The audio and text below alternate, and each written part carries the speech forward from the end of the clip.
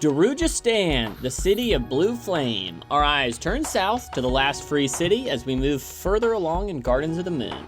That's right, it's 10 Very Big Books, a Malazan read-through podcast. My name is Peter Bond. With me today, I have my friend and closest confidant, India Jones. Hello there. And of course, the third leg of our stool, my foe and arch rival, Joshua Baker. 'Tis I, a very sick fella. Ooh, I like that. Josh is feeling a little under the weather this week. Indeed I am. Can I just jump right in with a quick comment? Yes, please. I gotta say, as I waited these 2 weeks between recording, to read this book, I hate the thought of reading it. I hate the thought of picking it up. I hate the thought of trying to read it. I hate the thought of not understanding it. And I find no pleasure in it. And I just thought I'd share that now, in my journey, starting chapter 5. Well, I can understand that. You know, I have sympathy to that. And I would hope that maybe near the end of this book or later on, you'll feel like I feel and be like, man, now I really like the books. What a journey I have been on. But, you know, I can't promise that. Maybe we're going to hate it all the way through. So, That's what I'm thinking, yeah. Mixed bag. For the other side, I'm having a great time. I don't know what the fuck is going on, but I'm having a blast. Just along for the ride. Just happy to be here. Yeah. We had to pause for a moment because Peter's fucking shoving flavor-blasted goldfish down his gullet. It was a mistake. Josh started speaking, I thought I could sneak some in. Too much. It's too flavor blasted. It's just, the sound is too much, you know, the flavor. It's overpowering. It's overpowering, so I regret my decision. All right, let's flavor blast off in the next segment. Go. There we go. Whoa. Chapter 5. On the rooftops of Darujhistan, trouble is afoot. Whilst the city council rules the city streets, Darujhistan's Assassins Guild reigns over the rooftops. Tallow, an assassin in the guild, is struck by a crossbow bolt and begins to search for his attacker. Crocus Younghand, a thief in the city, has slipped into the Darul estate. The young thief finds some valuables to take, but not before catching a glimpse of the comely young Chalice Darul sleeping in her bed. He slips out of the house only to be caught by Tallow, who has mistakenly identified him as his attacker. The two cross the city, and Crocus manages to dodge the assassin's attack by picking a coin up off the ground. Crocus slips into the Phoenix Inn, whilst Tallow is stabbed by a cloaked figure.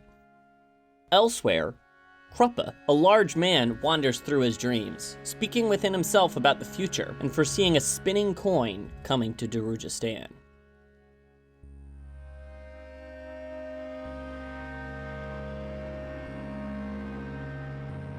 So Josh, we're coming here to a new setting, a new place, and this is our first introduction to kind of the characters within Darujhistan. What did you make of it? Well, first and foremost, Kruppe. Is that how you say his name? I've always had a blast in the audiobook for it. The guy always says like Kruppe in this nice way, so I've always said it Kruppe. Kruppe. Well, Kruppe, my new favorite character. Really? Kruppe's a blast. Well, mostly because I can't tell if this dude is off his gourd or, like, playing the longest of cons. I think maybe a little of both, if I'm being real. Yeah. So, because, like, it definitely seems like he's got some badass powers, but, like, he is also just trying to come across as, like, a fucking idiot. So, love him to death. He does bumble. You cannot deny the bumbling. Yes, India. Yeah, I actually didn't feel that way at all, and I want to just confirm or deny, was his entire section a dream, or did he ever come out of his dream? It's like all a dream, from what I understand. And so he's like, oh, go ahead. Okay, no, wait. Okay, I know what you mean. Hold on. So, like, when he's like talking to those 6 people, he's in a dream. Yeah. Those are him, kind of. And then the next time you see him, when he's like in the inn with real people whose names we've heard in other places in the city, that's like another chapter. That is real him. And then he has another dream sequence in chapter 7.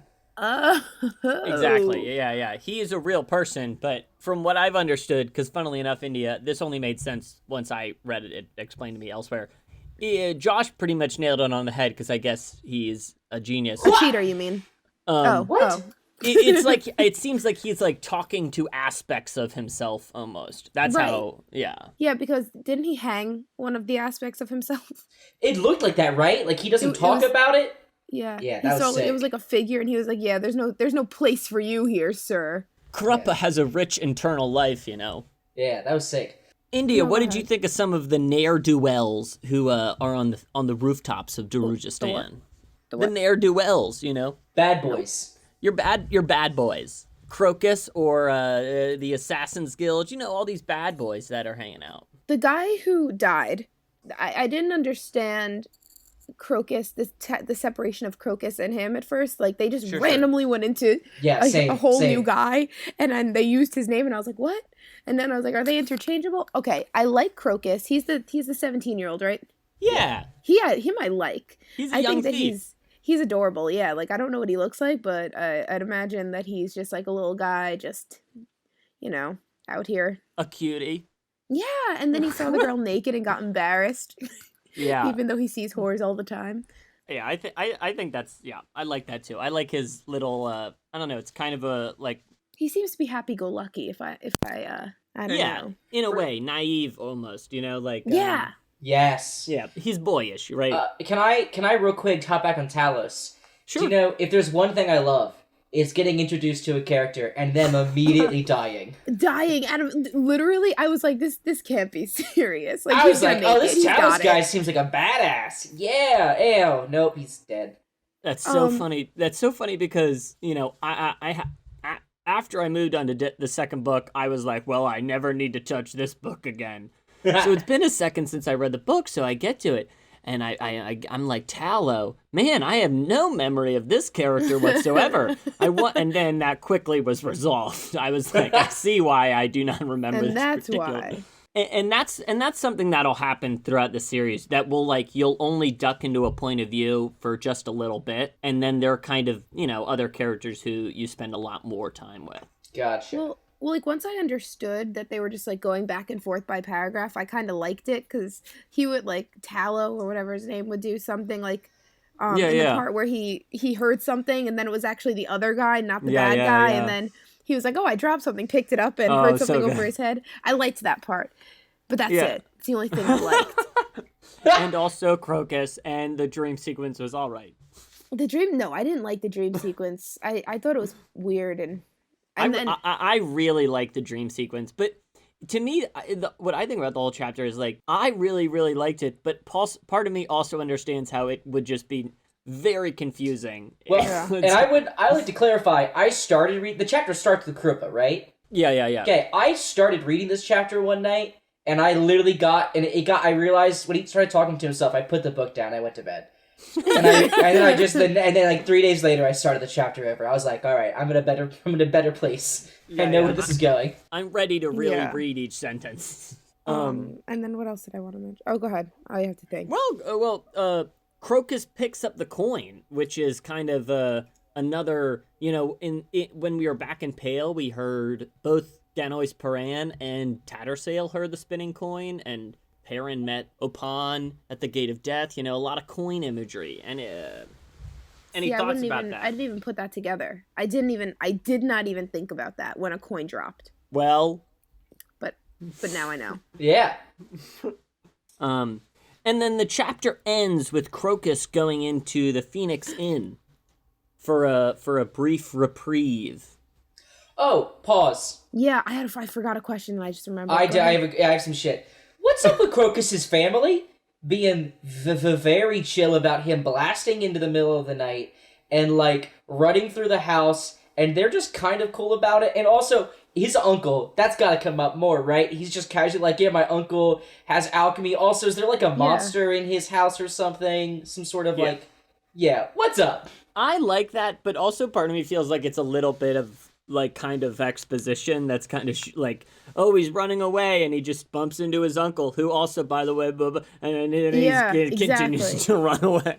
It was a lie. It was very coincidental. Well, yes, the uncle will be in the story, obviously. Good. So, Good.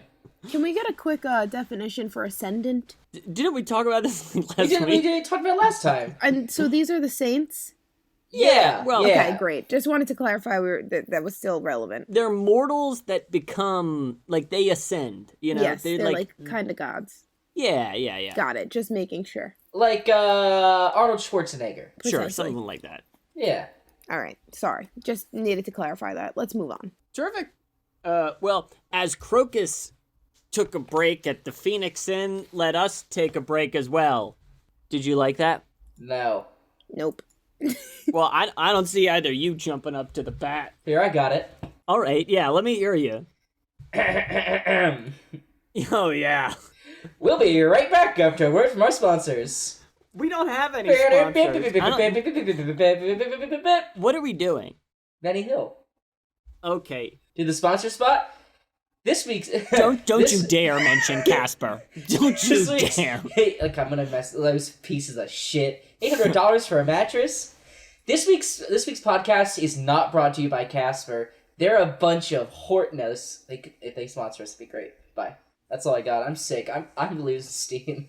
He's giving it everything he's got. I used a lot of energy in this last Leave it all couple on the groups. mat. All right, let's keep things moving along. Chapter 5 is what we just talked about. Keep that.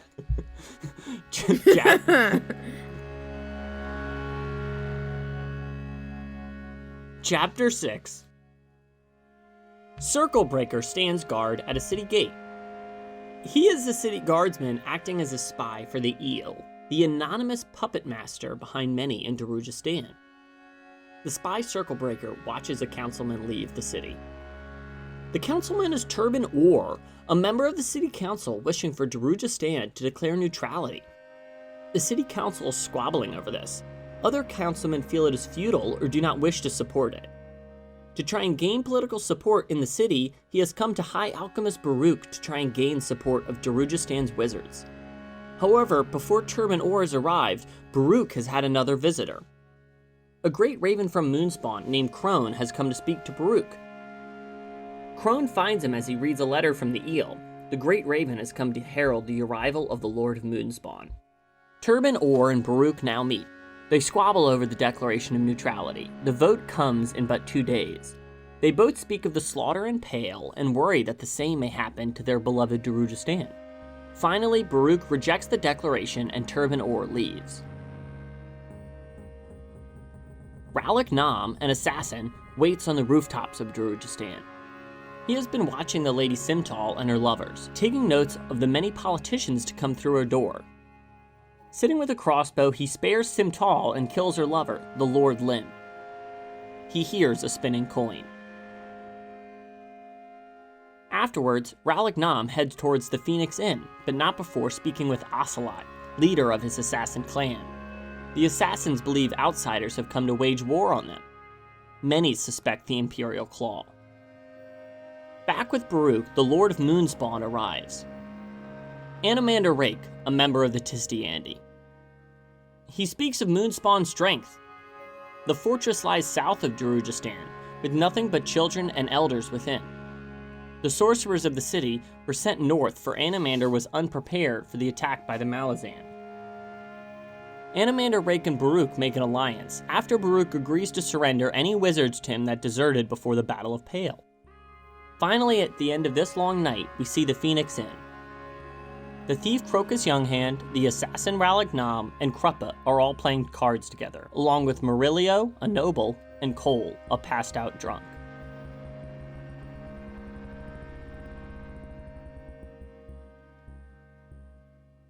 So, in Chapter 6, we kind of see the same night within Darujhistan, but kind of from a different set of characters' point of view, and we learn a lot more about the politics this declaration of what was that? I was gonna say that I agree that we learned a lot about politics. Well, I'm glad you agree. Yeah. What did you think about this politics? Well, so I guess I needed a little. Well, from my understanding, is Malazan. Have they taken over everything? They've taken over a fair amount. I did not realize that. So Darujistan's the last free city. And they are ruled just by like little pretty boys that like whores. I mean, that's their army, right? What was that? Well, from my understanding, everybody that their defenses are just little rich, just boys with jeweled swords. So Yeah. Their Turban Orr, the councilman, is like our army is an army for show. It's a decorative army. It wouldn't match the strength of the Malazan Empire. Right. And so I don't understand why everybody is just so hell bent on. I just don't see how they can. I mean, I assume that there has to be a huge story with these two places, because what else would this book be about? But really, if I agree with Orr in that, let's just lay our swords down. We're not going to win this. Is that not his name? Turban Orr? Yeah, the councilman petitioning for neutrality. I agree with that. I was on his side. Josh, what do you think? Oh, I super disagree with the councilman. Why? Well, you just want a good story. No, well, yes. Yes, and I'm a sucker for drama. No, he loves the gossip. Because I love that hot goss. Always spilling tea. How many more things can I say? No, it definitely feels like if they neutrality for them, like they're trying to say that nothing's gonna bad happen to them. But I'm pretty sure the Empress is crazy and she's just gonna kill everyone. Lacine is known for purges. It's part of her personal style. Yeah, so no. But I mean, I also understand the thought process of because I get both sides, right? Because if it's if you resist, you're gonna die. Right. Right, there's no one to help you. You're the last free city. I mean, yes. How did that happen? Well, the Lord of Moonspawn. I was getting ready to say yes. The Lord of Moonspawn's there, and that's definitely a powerful ally. But it's that motherfucker can just moon away again. It's well, it's true. He does moon. Yeah. So as much as I want, as much as you wanna believe in him, he's got no real stakes in this. So resistance is futile, but also. Well, he has no stakes outside of that he opposes the Empire more broadly, but not necessarily through this conflict in Darujhistan. But on the other hand, if you don't give up, you're definitely just giving them free reign to come in and slaughter a lot of people. So it's a lose-lose to me, unless you resist and win, which seems highly unlikely. Well, we'll agree it's a lose-lose. I think it's a complicated issue, which is part of what makes the conflict interesting. And I guess I think personally Peter thinks Turban Orr is a bit of a slug, and I think he is a kind of gross dude, and I don't think he's really doing it for good reasons in some ways, especially since I think next chapter we hear him kind of speaking about his motivations. Oh yeah. But part of me thinks maybe it would be better for them to be neutral, but I do hear what Baruch speaks about in this is futile. You can't oppose the Empire until they show up the day at your gate and then be like, oh no, we were neutral the whole time. Yeah. So I guess we're just gonna have to see how this conflict plays out. Am I right? Yeah, I really have no idea what's gonna happen at this point. Mm-hmm. I feel like you were saying that facetiously. No, it was literal. I recently learned that facetious is not facetitious. I'm sorry. Hold up. What? Well, it's spelled facetitious. It's spelled like facetious. Yeah. Facetious. Yeah.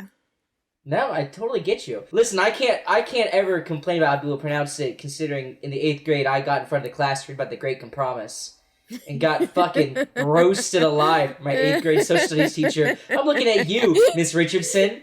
Yeah, I remember. No, Stevenson. Put her on blast. Yeah, Miss Stevenson. Okay. Ooh. And that would get you? So Josh, we talked a little bit about kind of the Declaration of Neutrality, but in this chapter we met Anomander Rake, the Lord of Moonspawn, and the kind of great raven that heralds his arrival. Yeah. It was kind of the first insight we had into the floating moon fortress. Any thoughts about the Lord of Moonspawn? The Erickson did, that's his name, right? Steven Erickson? Yeah. He did a really good job of, in approximately 3 paragraphs, making me so utterly afraid of a character. Yeah. Well, because, like, you know, he's, like, the most powerful member of a race lost to time. Yeah, right? yeah. Boom. Badass number 1. 2, we learned that he, like, managed to slaughter, like, so many of the high mages while also protecting people on his own, basically. Yeah, Number 2. Cool. Number 3, it sounds like he has a sword that, I don't know, swallows souls in eternal torment or something. Yeah, Dragnipur. It's a cool sword. I'm gonna need you to hit me that one more again. Dragnipur. Alright, good. Dragnipur. Like, they don't really say what it does, but, like, you know, what's his Baruch is really afraid of it, and then he's like, when he mentions wanting to kill those pale wizards, he, like, looks at the sword again and says, we'll kill them for you, and I was like, what could that sword do? That's so bad. Who knows? Yeah, I'm sure you have no idea, Peter. Wonder. Dragnipur, I hardly know her. Alright, well, Boom. I'm gonna... Oh, You did it. Yep, I'm feeling you did nauseous again. India, any thoughts about the Lord of Moonspawn? No. No thoughts. I didn't feel scared like Josh did. I just thought that he seemed strong. Seems But a also- strong, independent Tisty Andy. He just seems like, you know, I'm just gonna throw it out there that I think that he will die. I don't know. Baseless thoughts. I guess I we'll can have see to that. see. Well, before we talk about Tier 7, I guess it's worth talking about the kind of final scene that buttons this I want to talk about it. I can't wait. both this chapter and the previous chapter, where kind of Crocus and Kruppe and Rowlick are all at the Phoenix Inn, and we see that both it was the same night, but also that kind of some of these characters know each other, and there's like a little, there's a little squad meeting up. What did you want to say about it, Josh? I love this boys club so much. He likes the boys. Gotta love the boys. It's a regular old entourage. Yeah. I put a pause there so AJ could cut that. I don't know. I just didn't expect all of them to be in this weird group, and I was like super. Because I gotta tell you, it's only been 3 chapters, but I like all of these characters infinitely more than any of the characters we've met up to now. They're actually funny. They're cool. They got personalities. I think powerful. They're fighting for a group that I think is cool and not the shitty Malazan Empire. Like, hell yeah. Right. Yeah. And their boys? And Let's go. their boys. Were we supposed to know, like, prior to this that Kruppe was a wizard? Because I just thought that he was in his sleep, like, feeling himself, pulling cheese out of his sweater. I didn't realize that he actually could do that. I don't even know if we've seen him do any wizardry stuff, right? It's just that people say he is or was or something. Right, exactly. Yeah, So, but well, it's certainly, I think it's in the first dream sequence in chapter 5 that it talks about, he's like, oh, well, I can read the deck of dragons without using it. And he kind of... Yeah. To me, it speaks more in that segment about, like, kind of an attunement or an affinity, you know? Gotcha. Mm-hmm. I didn't pick that up there. He certainly is a friend of the Warrens, it seems. He jumps through from time to time. Well, with this evening over, we can talk about the start of the next day in chapter 7. Just really quickly, actually. Why does he refer to himself in the third person, though? That's Kruppe's thing. And if so annoying. I think it's going along with, like, the is he crazy or is he like a mad genius? Listen, if you're not into that, you're not into me, and I don't know what to tell you. So if you're not into that, you're not into India.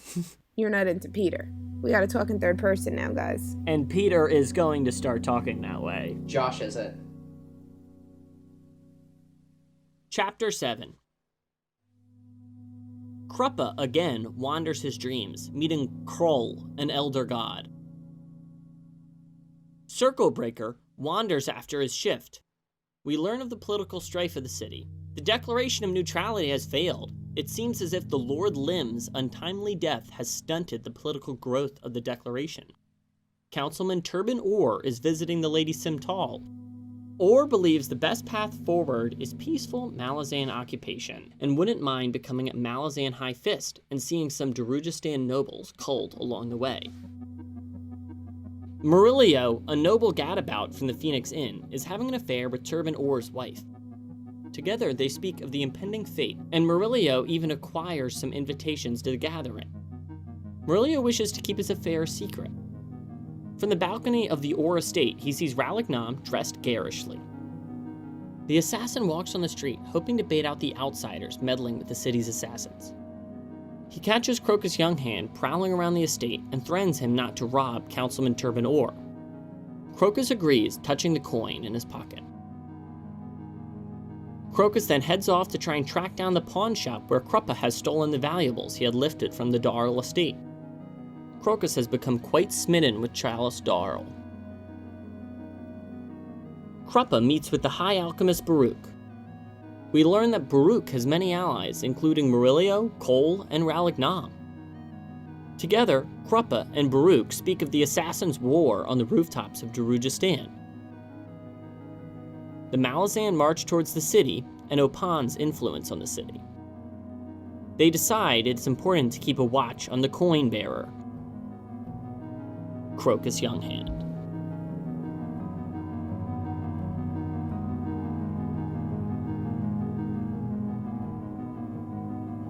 So Josh, after the evening where we kind of get a perspective that all of these different members of the entourage, as you put it, are so closely linked together, we now kind of see them bleed out into their own storylines during the day. What's one of them that caught your eye?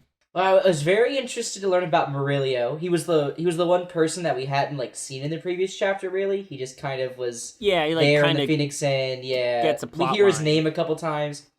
So it was interesting to see him. He's I'm curious. We didn't learn how. Is he a noble by birth? Is he someone that kind of rose his way up? Is he even a noble? Is he just a guy who's managed to infiltrate circles? I have a lot of questions about Murillo. I like that his character so far is basically playboy with a heart. He's not trying to he's not trying to home wreck, but but he's also not trying to necessarily marry him, you know? No. So he was very interesting, and he's so far removed from the other ones, because it's you've got an assassin, a thief, a drunk, and a playboy. He's a bachelor. He likes going around town. Yeah. Now, can I say, now that we've gone through all 3 chapters, sure. While reading the PowerPoint, and I was reminded of a scene with Councilman Orr. I have to ask a question, Peter. Sure, but... And you have to confirm or deny. During the scene with Councilman Orr and the lady... Simtal. What's her name? Simtal. He mentions wanting to kill her husband, who is a drunk. And it was today while reading that I was wondering if that husband is Coll, the drunk from the tavern. Josh, to be honest... I don't know the answer to your question, and I don't know if I don't know it and I've forgotten it, or whether it's something I should be not telling you. So okay. All right. The good news is, if it is Coll, it will be a surprise to me as well. Oh, good. I like that. I like when the person who's already read it is surprised too. It's almost as if you didn't read the books. I read it a long time ago. The secret's out! So Peter's a fraud. Listen, he watched the movies. I've never claimed any sort of expertise. Anyway. I also really enjoy the idea of a little affair. It makes this book a little bit more interesting, if you ask me. Yeah. Who needs wizards when you can have bucking? Yeah. Precisely. Tugs on my heartstrings. Affairs tug on your heartstrings? Yeah. All right. Chase your bliss. Don't yuck on my, I'm not gonna... Yep, okay. You beat me to it. Well, I'm sorry I missed it, but I was a little tuned out for a sec. So here, let me say this. On the Malazan subreddit, the user Sleepin' X on X Bed has made these kind of great PowerPoint slideshow things that kind of have a guide. I think he's done one for each of the 3 books. And we've referred to them, and they're just a tremendous help. And if anyone was trying to look to clarify some parts of the book, they're a great resource in my mind. Agreed. In India, I agree. I enjoy the affair, and I enjoy... it's just a different angle, and that's honestly somewhat what I enjoy about Crocus's storyline, with kind of him having a crush almost on this woman he's stolen from. Is there's a lot of swords and sorcery, and to just have kind of people just kind of swooning and stuff. It's just a nice little break. Not as only is it a nice change of pace, I also think it just is a vital part of talking about this world, you know? Yeah. Yeah, I agree. I guess I wonder, are we really going to develop into these stories more, or is it just kind of going to go right back into when Malazan people show up and fuck shit up? Because they did mention the god or whatever his name is in the beginning, that he had like a vision that they were going to lose a battle or something. When Kruppe is talking to the elder god Coll, is that what you're speaking about? That would be precisely what I was speaking of, yes. You're like an encyclopedia. Truly not. I don't know if you'll recall a few seconds earlier, I completely forgot it was something that was in this book. So don't play coy, Peter. No, I do not need any false credit. Well, you can rest at ease. And as I kind of joked about when you were like, I guess we're going to learn about a ton of new characters. It is, in some way, this is about the end of the new characters we get introduced to in the book, you know? Thank goodness. Yeah, there's a bunch. I mean, like, well, don't get me wrong. You're going to meet some new characters, but... I've already forgotten every one of the bridge burners. Me too. Except for Whiskey Jack. Whiskey Jack. But the good news is this, you know, basically what'll happen is, you know, you read about the Malazans, and then you read about the people in Darujhistan, and then, you know, their storylines, you know, everything obviously is there's an impending conflict. But these are basically the two big locations, and you've met most of the major players. Solid. So that's a silver lining. I mean, I know we've met maybe, I don't know, 30 characters or something. Something like that. -1 for the dead guy who died in 5 minutes. Tallow. But, you know, My listen, guy. that's just counting fewer characters for us to talk about. So in some ways, it's moving that needle in the right direction. Correct. True. Just a closing question that I didn't ask before. Sure. That I should have. Is this why is it glowing with a sapphire light? One. Second question, is it a rich area? Because sometimes it seems really poor, and then other times it seems really rich. Well, it really depends. There's a real class difference. You know, some people are rich in Darujhistan and some people are very poor. And as in most places in the world. The sapphire light, I again was using that PowerPoint, was reminded that it got built on like a mountain of natural gas. And so like it has like lanterns and shit that are powered by it. Yeah, there's lanterns of blue light. That's like why it's called the City of Blue Flame. Yeah, it's sick as shit. Yeah, so it is. It's a very evocative image. Darujhistan. So Josh, any last thoughts you wanted to say about this, our first introduction to the city of Darujhistan?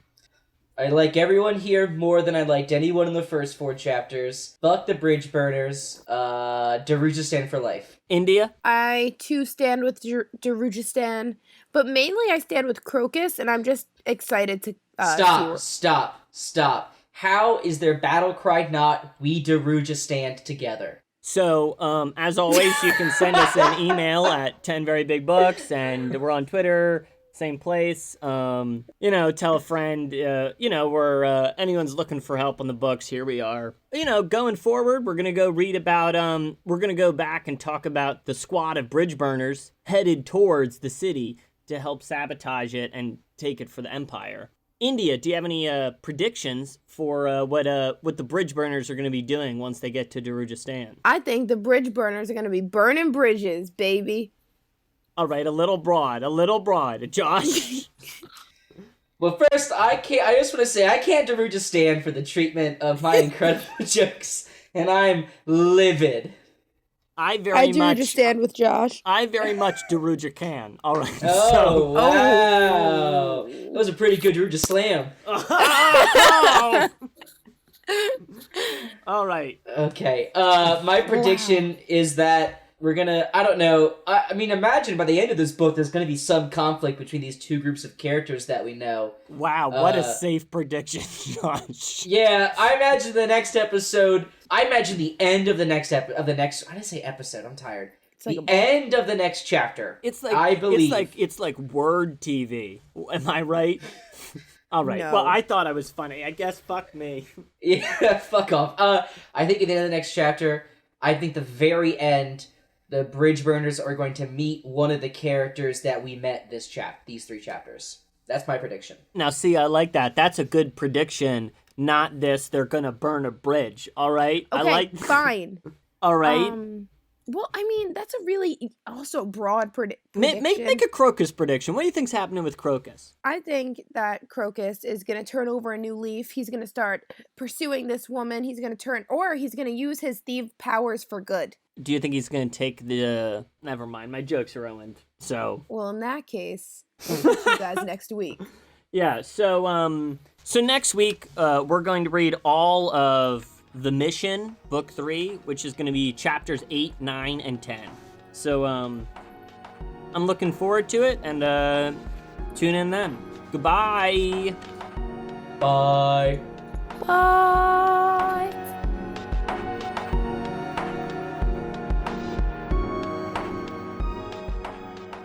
Hey everybody, producer AJ here again. Just want to keep saying thank you for the continued support and for all the feedback that we've been getting from the community. It's really, really amazing.